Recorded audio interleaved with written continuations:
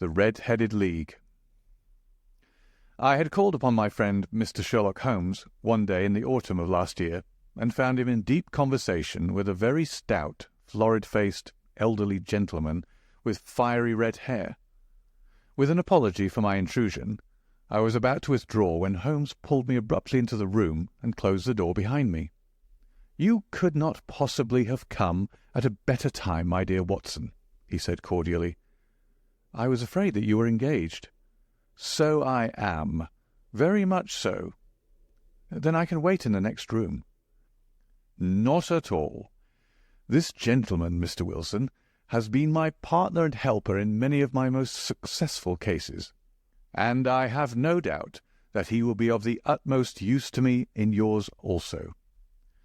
The stout gentleman half rose from his chair and gave a bob of greeting, with a quick little questioning glance from his small, fat-encircled eyes. "Try the settee," said Holmes, relapsing into his armchair, and putting his fingertips together, as was his custom when in judicial moods. "I know, my dear Watson, that you share my love of all that is bizarre and outside the conventions and humdrum routine of everyday life. You have shown your relish for it by the enthusiasm which has prompted you to chronicle and, if you will excuse my saying so, somewhat to embellish so many of my own little adventures." "Your cases have indeed been one of the greatest interest to me," I observed. "You will remember that I remarked the other day, just before we went into the very simple problem presented by Miss Mary Sutherland, that for strange effects and extraordinary combinations we must go to life itself, which is always far more daring than any effort of the imagination." "A proposition which I took the liberty of doubting." "You did, Doctor. But none the less you must come round to my view, for otherwise I shall keep on piling fact upon fact on you, until your reason breaks down under them and acknowledges me to be right. Now, Mr. Jabez Wilson here has been good enough to call upon me this morning, and to begin a narrative which promises to be one of the most singular which I have listened to for some time. You have heard me remark that the strangest and most unique things are very often connected, not with the larger, but with the smaller crimes, and occasionally, indeed, where there is room for doubt whether any positive crime has been committed. As far as I have heard, it is impossible for me to say whether the present case is an instance of crime or not, but the course of events is certainly among the most singular that I have ever listened to. Perhaps, Mr. Wilson, you would have the great kindness to recommence your narrative. I ask you not merely because my friend Dr. Watson has not heard the opening part, but also because the peculiar nature of the story makes me anxious to have every possible detail from your lips. As a rule, when I have heard some slight indication of the course of events, I am able to guide myself by the thousands of other similar cases which occur to my memory. In the present instance, I am forced to admit that the facts are, to the best of my belief, unique." The portly client puffed out his chest with an appearance of some little pride, and pulled a dirty and wrinkled newspaper from the inside pocket of his greatcoat. As he glanced down the advertisement column, with his head thrust forward and the paper flattened out upon his knee, I took a good look at the man, and endeavoured, after the fashion of my companion, to read the indications which might be presented by his dress or appearance. I did not gain very much, however, by my inspection. Our visitor bore every mark of being an average, commonplace British tradesman, obese, pompous, and slow. He wore rather baggy grey shepherd's check trousers, a not over-clean black frock-coat, unbuttoned in the front, and a drab waistcoat with a heavy brassy Albert chain, and a square pierced bit of metal dangling down as an ornament. A frayed top-hat and a faded brown overcoat with a wrinkled velvet collar lay upon a chair beside him. Altogether, look as I would, there was nothing remarkable about the man save his blazing red head and the expression of extreme chagrin and discontent upon his features. Sherlock Holmes' quick eye took in my occupation, and he shook his head with a smile as he noticed my questioning glances. Beyond the obvious facts that he has at some time done manual labour, that he takes snuff, that he is a Freemason, that he has been in China, and that he has done a considerable amount of writing lately, I can deduce nothing else." Mr. Jabez Wilson started up in his chair with his forefinger upon the paper, but his eyes upon my companion. "How in the name of good fortune did you know all that, Mr. Holmes?" he asked. "How did you know, for example, that I did manual labour? It's as true as gospel, for I began as a ship's carpenter." "Your hands, my dear sir. Your right hand is quite a size larger than your left. You have worked with it, and the muscles are more developed." "Well, the snuff, then, and the Freemasonry." "I won't insult your intelligence by telling you how I read that, especially as, rather against the strict rules of your order, you use an arc and compass breastpin." "Ah, of course, I forgot that. But the writing—" "What else can be indicated by that right cuff, so very shiny for 5 inches, and the left one with the smooth patch near the elbow, where you rest it upon the desk?" "Well, but China." "The fish that you have tattooed immediately above your right wrist could only have been done in China. I have made a small study of tattoo marks, and have even contributed to the literature of the subject. That trick of staining the fish's scales of a delicate pink is quite peculiar to China. When, in addition, I see a Chinese coin hanging from your watch chain, the matter becomes even more simple." Mr. Jabez Wilson laughed heavily. "Ha, ha! Well, I never," said he. "I thought at first that you had done something clever, but I see that there was nothing in it after all." "I begin to think, Watson," said Holmes, "that I make a mistake in explaining. Omne ignotum pro magnifico. You know, and my poor little reputation, such as it is, will suffer shipwreck if I am so candid. Can you not find the advertisement, Mr. Wilson?" Yes, I have got it now," he answered with his thick red finger planted halfway down the column. "Here it is. This is what began it all. You just read it for yourself, sir." I took the paper from him and read as follows. "To the Red-Headed League. On account of the bequest of the late Ezekiah Hopkins of Lebanon, Pennsylvania, USA, there is now another vacancy open, which entitles a member of the League to a salary of £4 a week for purely nominal services. All red-headed men who are sound in body and mind and above the age of 21 years are eligible. Apply in person on Monday at 11 o'clock to Duncan Ross at the offices of the League, 7 Pope's Court, Fleet Street." "What on earth does this mean?" I ejaculated, after I had twice read over the extraordinary announcement. Holmes chuckled and wriggled in his chair, as was his habit when in high spirits. "It is a little off the beaten track, isn't it?" said he.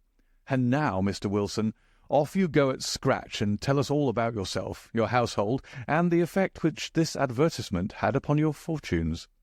You will first make a note, Doctor, of the paper and the date." "It is the Morning Chronicle of April 27th, 1890. Just 2 months ago." "Very good. Now, Mr. Wilson?" "Well, it is just as I've been telling you, Mr. Sherlock Holmes," said Jabez Wilson, mopping his forehead. "I have a small pawnbroker's business at Coburg Square, near the sea. It's not a very large affair, and of late years it has not done more than just give me a living. I used to be able to keep 2 assistants, but now I only keep 1, and I would have a job to pay him, but that he is willing to come for half wages, so as to learn the business." "What is the name of this obliging youth?" asked Sherlock Holmes. "His name is Vincent Spaulding, and he's not such a youth either. It's hard to say his age. I should not wish a smarter assistant, Mr. Holmes, and I know very well that he could better himself and earn twice what I'm able to give him. But after all, if he is satisfied, why should I put ideas in his head?" "Why, indeed? You seem most fortunate in having an employee who comes under the full market price." It is not a common experience among employers in this age. I don't know that your assistant is not as remarkable as your advertisement." "Oh, he has his faults too," said Mr. Wilson. "Never was such a fellow for photography.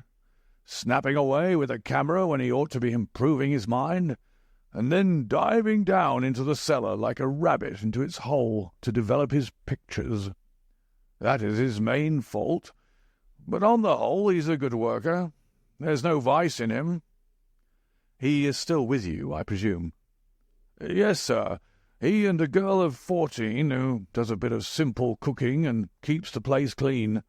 That's all I have in the house, for I am a widower and never had any family. We live very quietly, sir, the three of us, and we keep a roof over our heads and pay our debts, if we do nothing more. The first thing that put us out was that advertisement. Spaulding, he came down into the office just this day, 8 weeks, with this very paper in his hand, and he says, 'I wish to the Lord, Mr. Wilson, that I was a red-headed man.' 'Why that?' I asks. 'Why,' says he, 'here's another vacancy on the League of the Red-Headed Men. It's worth quite a little fortune to any man who gets it, and I understand that there are more vacancies than there are men, so that the trustees are at their wits' end what to do with the money. If my hair would only change colour, there's a nice little crib all ready for me to step into.' 'Why, what is it then?' I asked. 'You see, Mr. Holmes, I'm a very stay-at-home man, and as my business came to me instead of my having to go to it, I was often weeks on end without putting my foot over the door-mat. In that way, I didn't know much of what was going on outside, and I was always glad of a bit of news.' 'Have you never heard of the League of the Red-Headed Men?' he asked with his eyes open. 'Never? Why, I wonder at that, for you are eligible yourself for one of the vacancies.' 'And what are they worth?' I asked. 'Oh, merely a couple of hundred a year, but the work is slight, and it need not interfere very much with one's other occupations.' Well, you can easily think that that made me prick up my ears, for the business has not been over good for some years, and an extra couple of hundred would have been very handy. 'Tell me all about it,' said I. 'Well,' said he, showing me the advertisement, 'you can see for yourself that the League has a vacancy, and there is the address where you should apply for particulars. As far as I can make out, the League was founded by an American millionaire, Ezekiah Hopkins, who was very peculiar in his ways. He was himself red-headed, and he had a great sympathy for all red-headed men. So, when he died, it was found that he had left his enormous fortune in the hands of trustees, with instructions to apply the interest to the providing of easy berths to men whose hair is of that colour. From all I hear, it is splendid pay and very little to do.' 'But,' said I, 'there'd be millions of red-headed men who could apply.' 'Not so many as you might think,' he answered. 'You see, it is really confined to Londoners and to grown men. This American had started from London when he was young, and he wanted to do the old town a good turn. Then again, I have heard it is no use your applying if your hair is light red or dark red or anything but real, bright, blazing, fiery red. Now, if you cared to apply, Mr. Wilson, you would just walk in, but perhaps it would hardly be worth your while to put yourself out of the way for the sake of a few £100. Now, it is a fact, gentlemen, as you may see for yourselves, that my hair is of a very full and rich tint, so that it seemed to me that if there was to be any competition in the matter, I stood as good a chance as any man that I had ever met. Vincent Spaulding seemed to know so much about it that I thought he might prove useful. So I just ordered him to put up the shutters for the day, and to come right away with me. He was very willing to have a holiday, so we shut the business up and started off for the address that was given us in the advertisement. I never hope to see such a sight as that again, Mr. Holmes. From north, south, east, and west, Every man who had a shade of red in his hair had tramped into the city to answer the advertisement. Fleet Street was choked with red-headed folk, and Pope's Court looked like a coster's orange barrow. I should not have thought there were so many in the whole country as were brought together by that single advertisement. Every shade of colour they were, straw, lemon, orange, brick, Irish setter, liver, clay. But, as Spaulding said, there were not many who had the real vivid flame-coloured tint.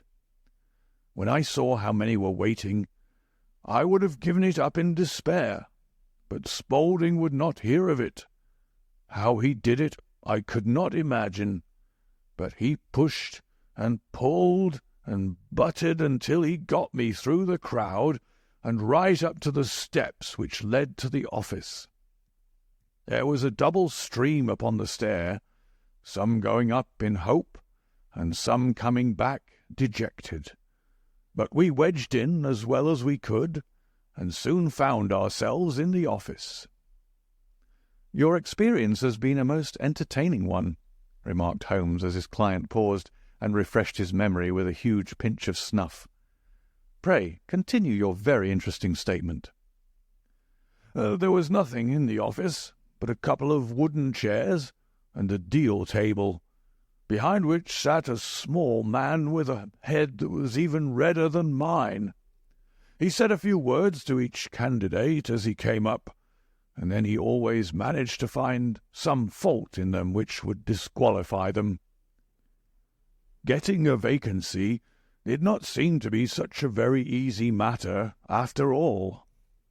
However, when our turn came, the little man was much more favourable to me than to any of the others, and he closed the door as we entered, so that he might have a private word with us. "This is Mr. Jabez Wilson," said my assistant, "and he is willing to fill in a vacancy in the League." "And he is admirably suited for it," the other answered. "He has every requirement. I cannot recall when I have seen anything so fine." He took a step backward, cocked his head on one side, and gazed at my hair until I felt quite bashful. Then suddenly he plunged forward, wrung my hand, and congratulated me warmly on my success. "It would be injustice to hesitate," said he. "You will, however, I am sure, excuse me for taking an obvious precaution." With that he seized my hair in both his hands and tugged until I yelled with the pain.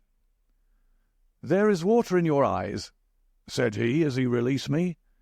"I perceive that all is as it should be, but we have to be careful, for we have twice been deceived by wigs and once by paint. I could tell you tales of cobbler's wax which would disgust you with human nature." He stepped over to the window and shouted through it at the top of his voice that the vacancy was filled. A groan of disappointment came up from below, and the folk all trooped away in different directions until there was not a red head to be seen, except my own and that of the manager. "My name," said he, "is Mr. Duncan Ross, and I am myself one of the pensioners upon the fund left by our noble benefactor. Are you a married man, Mr. Wilson? Have you a family?"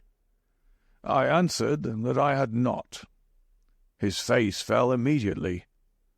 "Dear me," he said gravely, "that is very serious indeed. I am sorry to hear you say that. The fund was, of course, for the propagation and spread of the red-heads as well as for their maintenance. It is exceedingly unfortunate that you should be a bachelor." My face lengthened at this, Mr. Holmes, for I thought that I was not to have the vacancy after all. But after thinking it over for a few minutes, he said that it would be all right.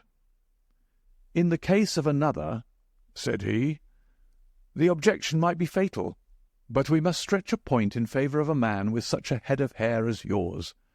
When shall you be able to enter upon your new duties?" "Well, it is a little awkward, for I have a business already," said I. "Oh, never mind about that, Mr. Wilson," said Vincent Spaulding. "I shall be able to look after that for you." "What would be the hours?" I asked. 10 to 2. "Now, a pawnbroker's business is mostly done of an evening, Mr. Holmes, especially Thursday and Friday evening, which is just before payday, so it would suit me very well to earn a little in the mornings.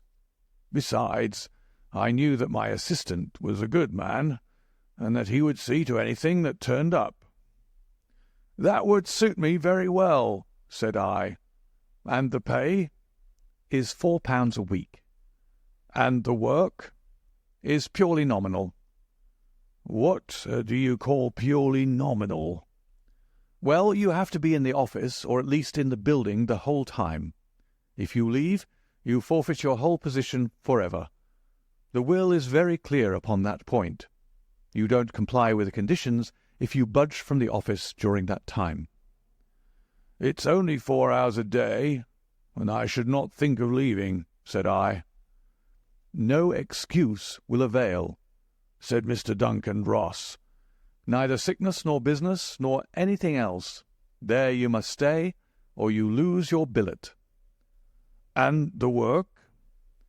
"Is to copy out the Encyclopaedia Britannica. There is the first volume of it in that press. You must find your own ink, pens, and blotting paper, but we provide this table and chair. Will you be ready tomorrow?" "Certainly," I answered. "Then good-bye, Mr. Jabez Wilson, and let me congratulate you once more on the important position which you have been fortunate enough to gain." He bowed me out of the room, and I went home with my assistant, hardly knowing what to say or do. I was so pleased at my own good fortune. Well, I thought over the matter all day, and by evening I was in low spirits again, for I had quite persuaded myself that the whole affair must be some great hoax or fraud, though what its object might be I could not imagine. It seemed altogether past belief that anyone could make such a will, or that they should pay such a sum for doing anything so simple as copying out the Encyclopaedia Britannica. Vincent Spaulding did what he could do to cheer me up, but by bedtime I had reasoned myself out of the whole thing.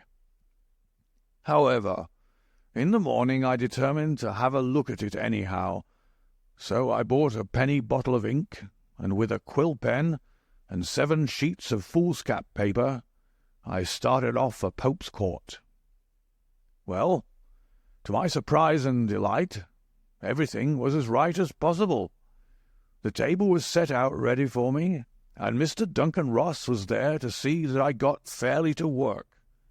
He started me off upon the letter A, and then he left me, but he would drop in from time to time to see that all was right with me. At 2 o'clock he bade me good day, complimented me upon the amount that I had written, and locked the door of the office after me. This went on day after day, Mr. Holmes, and on Saturday the manager came in and planked down 4 gold sovereigns for my week's work. It was the same next week, and the same the week after. Every morning I was there at 10, and every afternoon I left at 2. By degrees, Mr. Duncan Ross took to coming in only once of a morning, and then, after a time, he did not come in at all. Still, of course, I never dared to leave the room for an instant, for I was not sure when he might come, and the billet was such a good one and suited me so well that I would not risk the loss of it. 8 weeks passed away like this, and I had written about abbots and archery and armour and architecture and Attica, and hoped with diligence that I might get on to the B's before very long. It cost me something in foolscap, and I had pretty nearly filled a shelf with my writings, and then suddenly the whole business came to an end." "To an end?" "Yes, sir, and no later than this morning. I went to my work as usual at 10 o'clock. But the door was shut and locked with a little square of cardboard hammered onto the middle of the panel with a tack. Here it is, and you can read for yourself." He held up a piece of white cardboard about the size of a sheet of notepaper. It read in this fashion: "The Red-Headed League is dissolved. October 9th, 1890. Sherlock Holmes and I surveyed this curt announcement and the rueful face behind it until the comical side of the affair so completely overtopped every other consideration that we both burst out into a roar of laughter. "I cannot see that there is anything very funny," cried our client, flushing up to the roots of his flaming head. "If you can do nothing better than laugh at me, I can go elsewhere." "No, no," cried Holmes, shoving him back into the chair from which he had half risen. "I really wouldn't miss your case for the world. It is most refreshingly unusual, but there is, if you will excuse me saying so, something just a little funny about it. Pray, what steps did you take when you found the card upon the door?" "I was staggered, sir. I did not know what to do, and I called at the offices round, but none of them seemed to know anything about it. Finally I went to the landlord, who is an accountant living on the ground floor, and I asked him if he could tell me what had become of the Red-Headed League. He said that he had never heard of any such body. Then I asked him who Mr. Duncan Ross was. He answered that the name was new to him. 'Well,' said I, 'the gentleman at number 4. "What, the red-headed man?" "Yes." "Oh," said he. "His name was William Morris. He was a solicitor and was using my room as a temporary convenience until his new premises were ready. He moved out yesterday." "Where could I find him?" "Oh, at his new offices. He did tell me the address. Yes, 17 King Edward Street, near St. Paul's."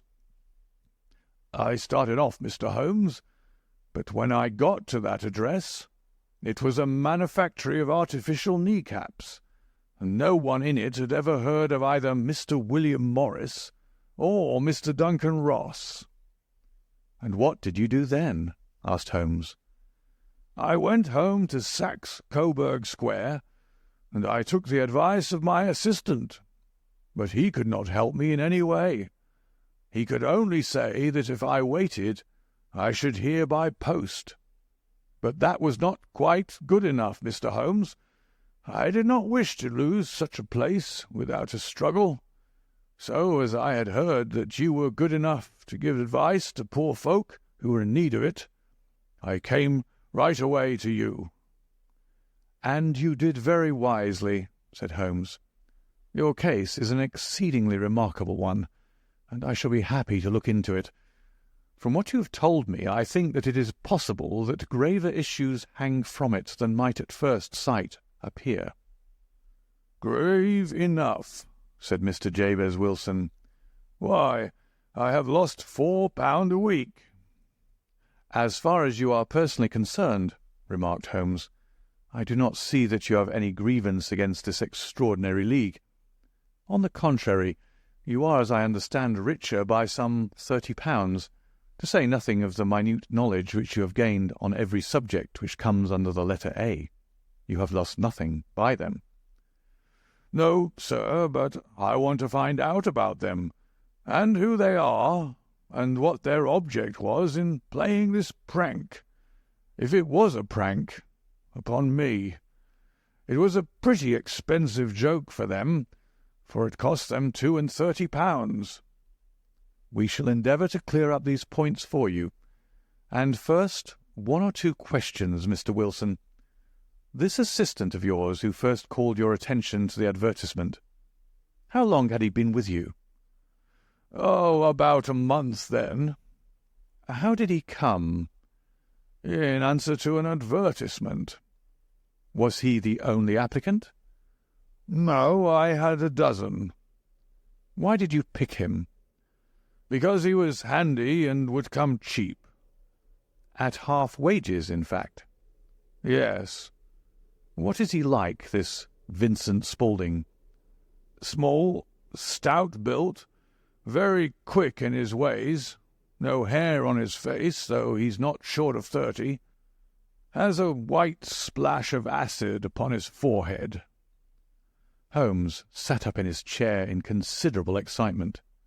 "I thought as much," said he. "Have you ever observed that his ears are pierced for earrings?" "Yes, sir. He told me that a gypsy had done it for him when he was a lad." Said Holmes, sinking back in deep thought. "He is still with you?" "Oh, yes, sir. I have only just left him." "And has your business been attended to in your absence?" "Nothing to complain of, sir. There's never very much to do of a morning." "That will do, Mr. Wilson. I shall be happy to give you an opinion upon the subject in the course of a day or two.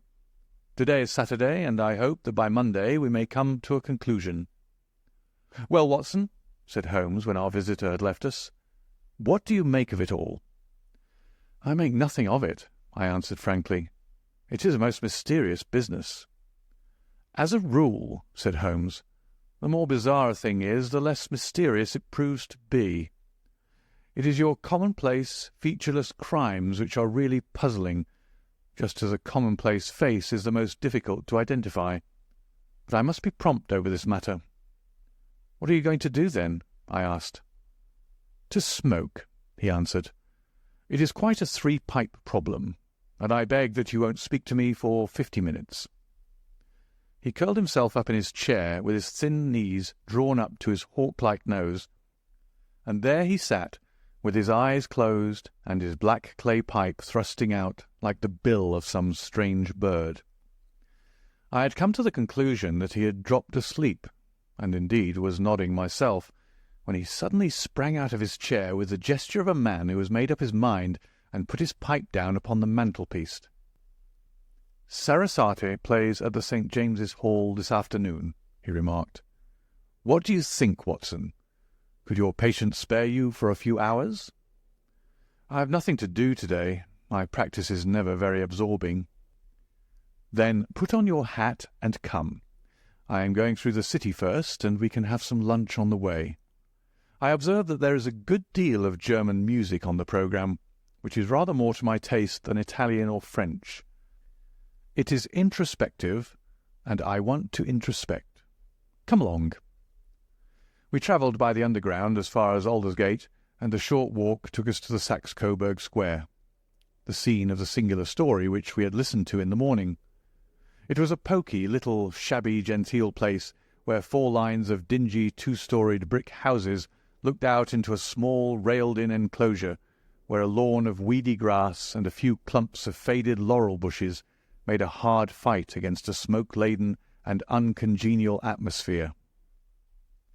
3 gilt balls and a brown board with Jabez Wilson in white letters upon a corner house announced the place where our red-headed client carried on his business.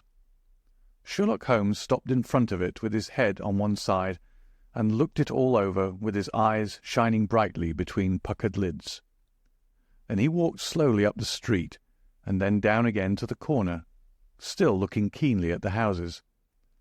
Finally he returned to the pawnbroker's, and, having thumped vigorously upon the pavement with his stick 2 or 3 times, he went up to the door and knocked. It was instantly opened by a bright-looking, clean-shaven young fellow, who asked him to step in.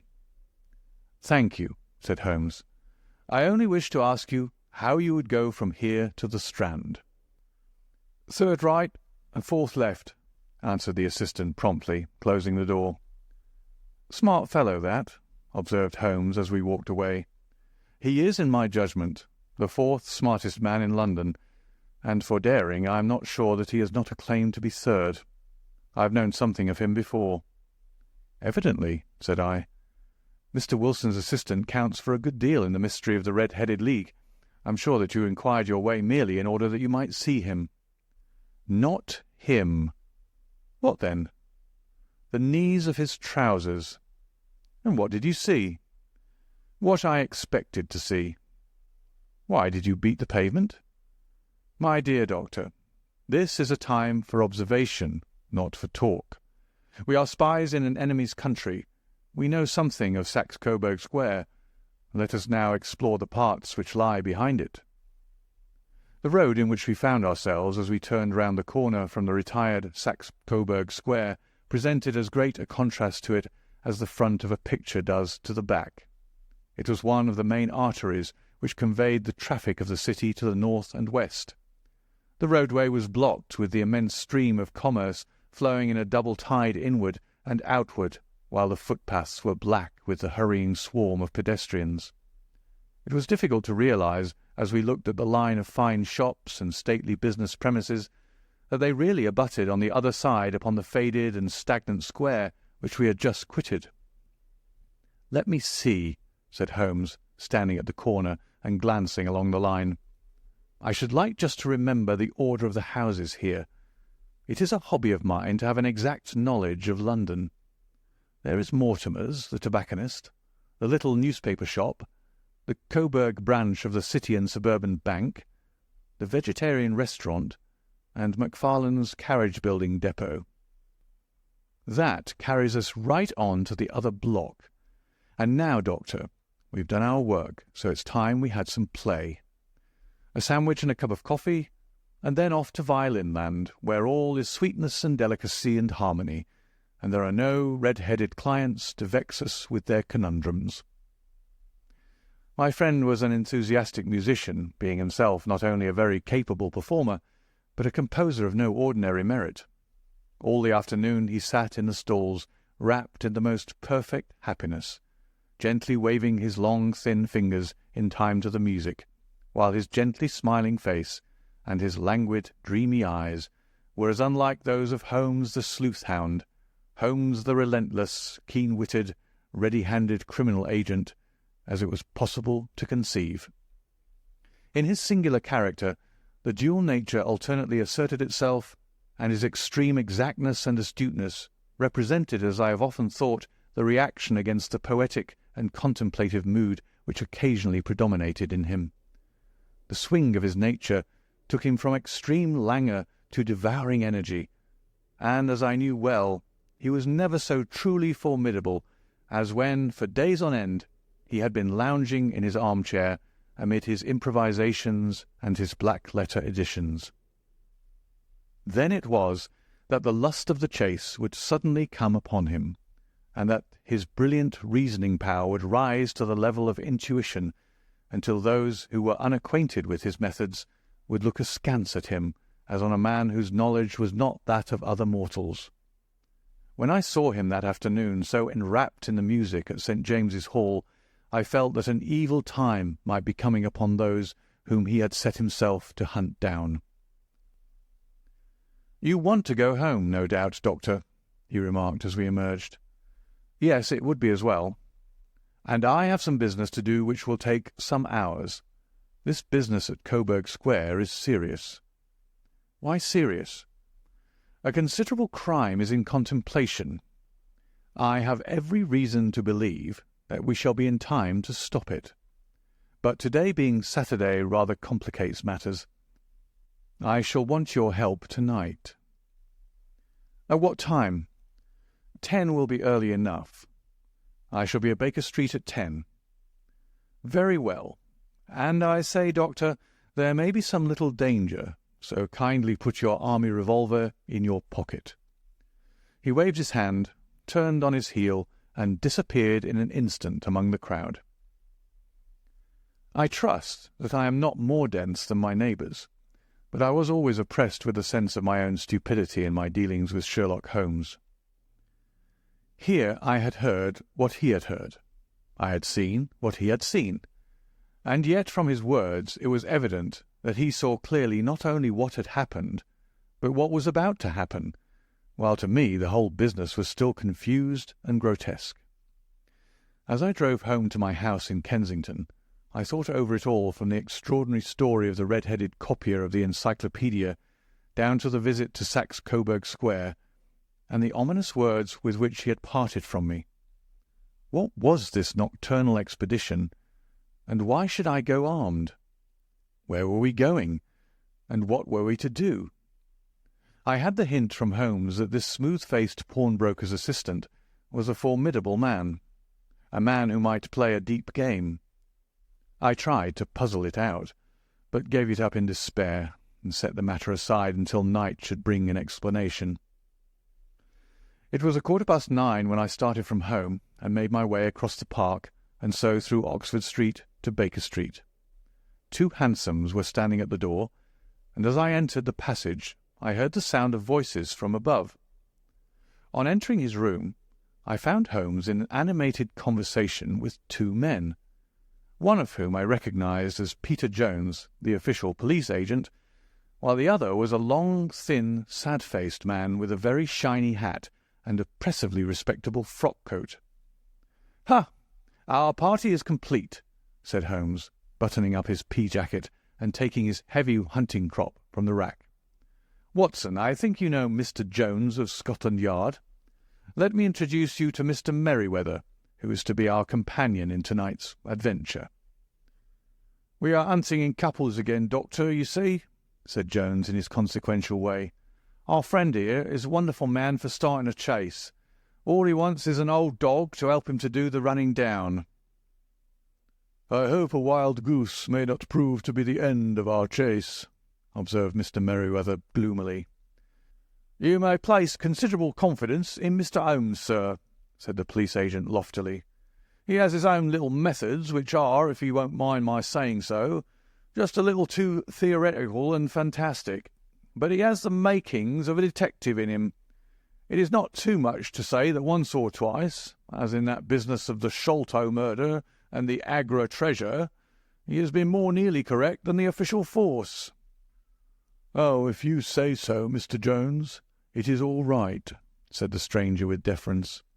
"Still, I confess that I miss my rubber. It is the first Saturday night for 27 years that I have not had my rubber." "I think you'll find," said Sherlock Holmes, "that you will play for a higher stake tonight than you have ever done yet, and that the play will be more exciting. For you, Mr. Merryweather, the stake will be some £30,000, and for you, Jones, it will be the man upon whom you wish to lay your hands." "John Clay, the murderer, thief, smasher, and forger. He's a young man, Mr. Merryweather, but he's at the head of his profession, and I would rather have my bracelets on him than any criminal in London. He's a remarkable man, is young John Clay. His grandfather was a Royal Duke, and he himself has been to Eton and Oxford. His brain is as cunning as his fingers, and though we might meet signs of him at every turn, we never know where to find the man himself. He'll crack a crib in Scotland one week, and be raising money to build an orphanage in Cornwall the next. I've been on his track for years, and have never set eyes on him yet." "I hope that I might have the pleasure of introducing you tonight." "I've had 1 or 2 little turns also with Mr. John Clay, and I agree with you that he is at the head of his profession.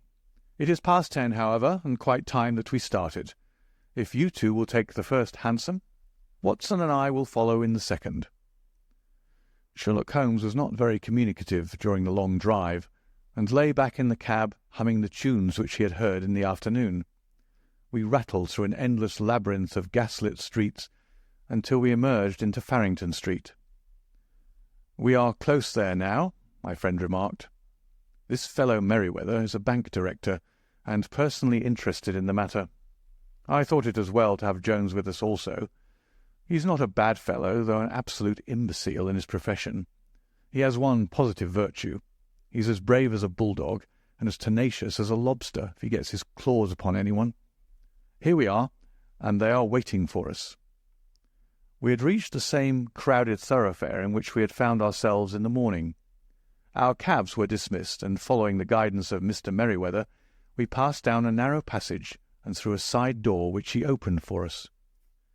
Within there was a small corridor which ended in a very massive iron gate. This also was opened, and led down a flight of winding stone steps, which terminated at another formidable gate. Mr. Merryweather stopped to light a lantern, and then conducted us down a dark, earth-smelling passage, and so, after opening a third door into a huge vault or cellar, which was piled all round with crates and massive boxes. "You are not very vulnerable from above," Holmes remarked, as he held up the lantern and gazed about him. "Nor from below," said Mr. Merryweather, striking his stick upon the flags which lined the floor. "Why, dear me, it sounds quite hollow," he remarked, looking up in surprise. "I must really ask you to be a little more quiet," said Holmes severely. "You have already imperilled the whole success of our expedition. Might I beg that you would have the goodness to sit down upon one of these boxes, and not to interfere?"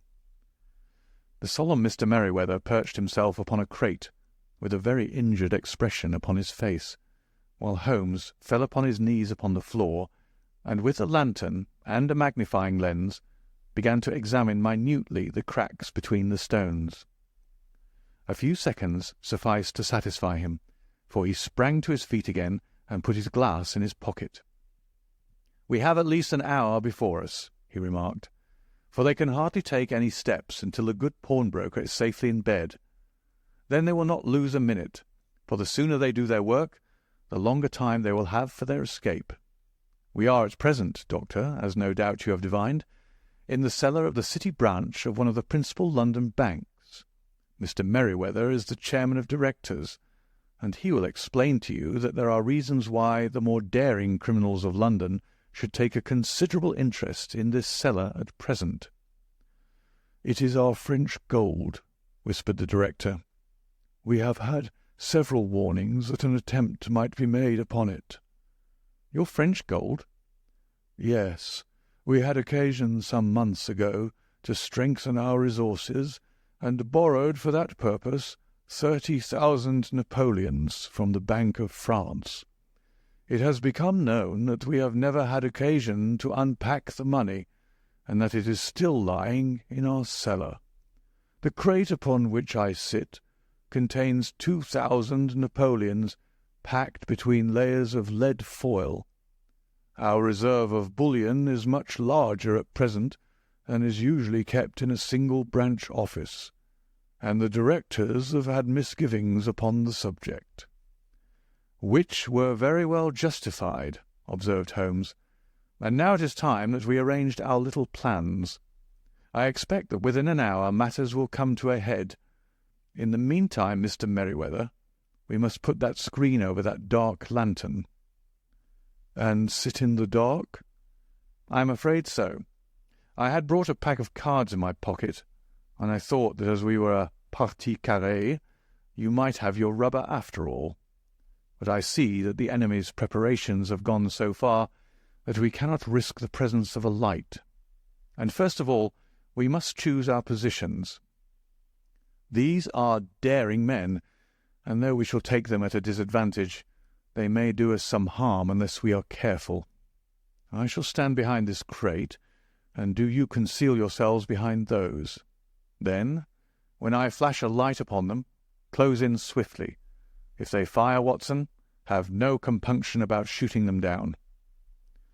I placed my revolver, cocked, upon the top of the wooden case behind which I crouched. Holmes shot the slide across the front of his lantern, and left us in pitch darkness.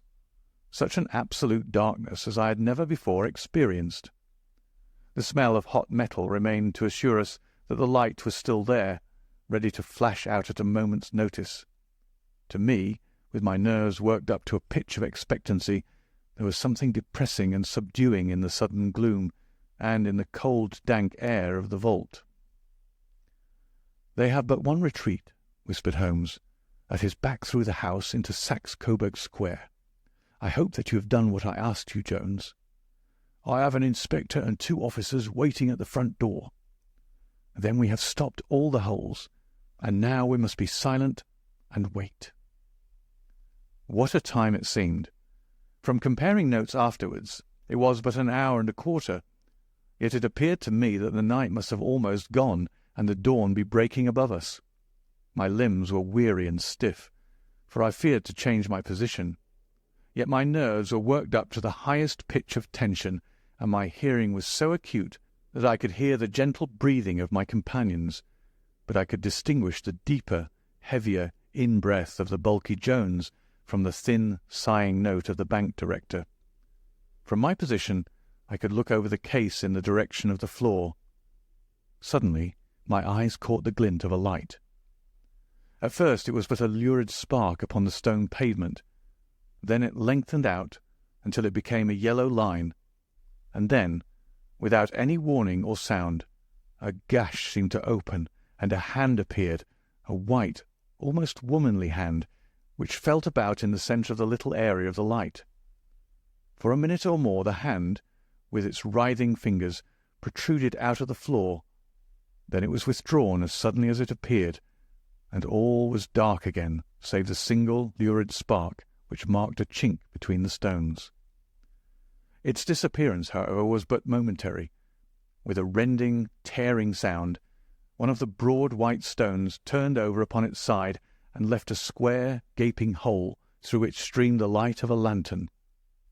Over the edge there peeped a clean-cut, boyish face, which looked keenly about it, and then, with a hand on either side of the aperture, drew itself shoulder-high and waist-high until one knee rested upon the edge. In another instant he stood at the side of the hole and was hauling after him a companion, lithe and small like himself, with a pale face and a shock of very red hair. "It is all clear," he whispered. "Have you the chisel and the bags? Great Scott! Jump, Archie, jump, and I'll swing for it." Sherlock Holmes had sprung out and seized the intruder by the collar. The other dived down the hole, and I heard the sound of rending cloth as Jones clutched at his skirts. The light flashed upon the barrel of a revolver, but Holmes' hunting crop came down on the man's wrist, and the pistol clinked upon the stone floor. "It's no use, John Clay," said Holmes blandly. "You have no chance at all." "So I see," the other answered with the utmost coolness. "I fancy that my pal is all right, though. I see you've got his coat-tails." "There are 3 men waiting for him at the door," said Holmes. "Oh, indeed, you seem to have done the thing very completely. I must compliment you." "And I you," Holmes answered. "Your red-headed idea was very new and effective." "You'll see your pal again presently," said Jones. "He's quicker at climbing down holes than I am. Just hold out while I fix the derbies." "I beg that you'll not touch me with your filthy hands," remarked our prisoner as the handcuffs clattered upon his wrists. "You may not be aware that I have royal blood in my veins. Have the goodness also, when you address me, always to say sir and please." "All right," said Jones with a stare and a snigger. "Well, would you please, sir, march upstairs, where we can get a cab to carry your highness to the police station?" "That is better," said John Clay serenely. He made a sweeping bow to the 3 of us, and walked quietly off in the custody of the detective. "Really, Mr. Holmes," said Mr. Merryweather as we followed them from the cellar, "I do not know how the bank can thank you or repay you. There is no doubt that you have detected and defeated, in the most complete manner, one of the most determined attempts at bank robbery that have ever come within my experience." "I have had 1 or 2 little scores of my own to settle with Mr. John Clay," said Holmes. "I have been at some small expense over this matter, which I shall expect the bank to refund. But beyond that I am amply repaid by having had an experience which is in many ways unique, and by hearing the very remarkable narrative of the Red-Headed League. You see, Watson," he explained in the early hours of the morning as we sat over a glass of whisky and soda in Baker Street, "it was perfectly obvious from the first that the only possible object of this rather fantastic business of the advertisement of the League and the copying of the encyclopaedia must be to get this not-over-bright pawnbroker out of the way for a number of hours every day. It was a curious way of managing it, but really it would be difficult to suggest a better. The method was no doubt suggested to Clay's ingenious mind by the colour of his accomplice's hair. The £4 a week was a lure which must draw him, and what was it to them who were playing for thousands? They put in the advertisement, One rogue has the temporary office, the other rogue incites the man to apply for it, and together they manage to secure his absence every morning in the week. From the time that I heard of the assistant having come for half wages, it was obvious to me that he had some strong motive for securing the situation. But how could you guess what the motive was? Had there been women in the house, I should have suspected a mere vulgar intrigue. That, however, was out of the question. The man's business was a small one, and there was nothing in his house which could account for such elaborate preparations and such an expenditure as they were at. It must then be something out of the house. What could it be? I thought of the assistant's fondness for photography and his trick of vanishing into the cellar. The cellar. There was the end of this tangled clue. Then I made inquiries as to this mysterious assistant, and found that I had to deal with one of the coolest and most daring criminals in London. He was doing something in the cellar, something which took many hours a day for months on end. What could it be once more? I could think of nothing save that he was running a tunnel to some other building. So far I had got when we went to visit the scene of action. I surprised you by beating upon the pavement with my stick. I was ascertaining whether the cellar stretched out in front or behind. It was not in front. Then I rang the bell, and, as I hoped, the assistant answered it. We have had some skirmishes, but we had never set eyes upon each other before. I hardly looked at his face. His knees were what I wished to see. You must yourself have remarked how worn, wrinkled, and stained they were. They spoke of those hours of burrowing. The only remaining point was what they were burrowing for. I walked round the corner, saw the City and Suburban Bank abutted on our friend's premises, and felt that I had solved my problem. When you drove home after the concert, I called upon Scotland Yard and upon the chairman of the bank directors, with the result that you have seen. And how could you tell that they would make their attempt tonight? I asked. Well, when they closed their League offices, that was a sign that they cared no longer about Mr. Jabez Wilson's presence. In other words, that they had completed their tunnel. But it was essential that they should use it soon, as it might be discovered, or the bullion might be removed. Saturday would suit them better than any other day, as it would give them 2 days for their escape. For all these reasons, I expected them to come tonight. You reasoned it out beautifully, I exclaimed in unfeigned admiration. It is so long a chain, and yet every link rings true. It saved me from ennui, he answered, yawning. Alas, I already feel it closing in upon me. My life is spent in one long effort to escape from the commonplaces of existence. These little problems help me to do so. And you are a benefactor of the race, said I. He shrugged his shoulders. Well, perhaps, after all, it is of some little use, he remarked. L'on sait rien, l'œuvre c'est tout, as Gustave Flaubert wrote to George Sand. End of The Red-Headed League.